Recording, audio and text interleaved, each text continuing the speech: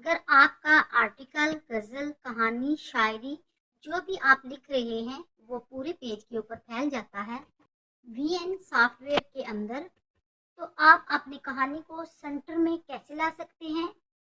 तो इसके लिए इस वीडियो को एंड तक लाजमी देखिएगा।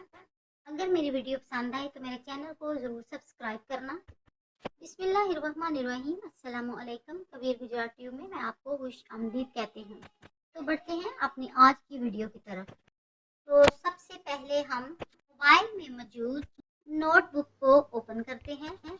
नोटबुक के अंदर मौजूद हमारा जो आर्टिकल है, जो हमने गूगल से कॉपी किया हुआ था, पहले हम इसको सेट करते हैं। आपने हर लाइन में कम से कम 5 या 6 ही वर्ड रखने हैं, इससे ज़्यादा वर्ड आपने नहीं रखने। नोटबुक के अंदर ही आपने अपना आर्टिकल जो है वो सारा पहले सेट कर लेना है।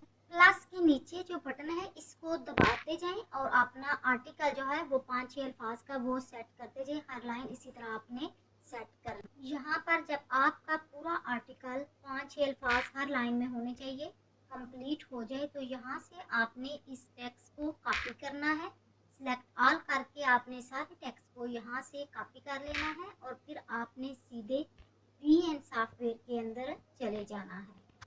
क्योंकि हमने यहाँ पर अपना सारा टेक्स्ट जो है वो हमने यहाँ पर कंप्लीट कर लिया है और हमने यहाँ से कॉपी किया, और कॉपी करने के बाद अब हम वीएन के अंदर जाते हैं। वीएन में जाके हमने प्लस के आइकन के ऊपर क्लिक करके न्यू प्रोजेक्ट के ऊपर हमने क्लिक किया, तो इस तरह हमारी जो गैलरी है वो हमारे सामने खुल के आ गई। गैलरी में हमने ऑल के ऊपर सेलेक्ट किया तो हमारे गैलरी के अंदर जितने भी फोल्डर हैं वो सारे हमारे सामने आ गए। इनमें से आपने कोई सा भी एक जो है बैकग्राउंड के लिए एक तस्वीर को आपने सेलेक्ट कर लिया।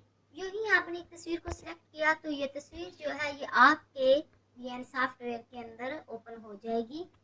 तो यहाँ पर आपने यूट्यूब का ये जो साइज है वो आपने रखा। इसके बाद आप नीचे इसको खींच के इसकी टाइम के मुताबिक जितना टाइम के लिए रखना चाहते हैं रख सकते हैं।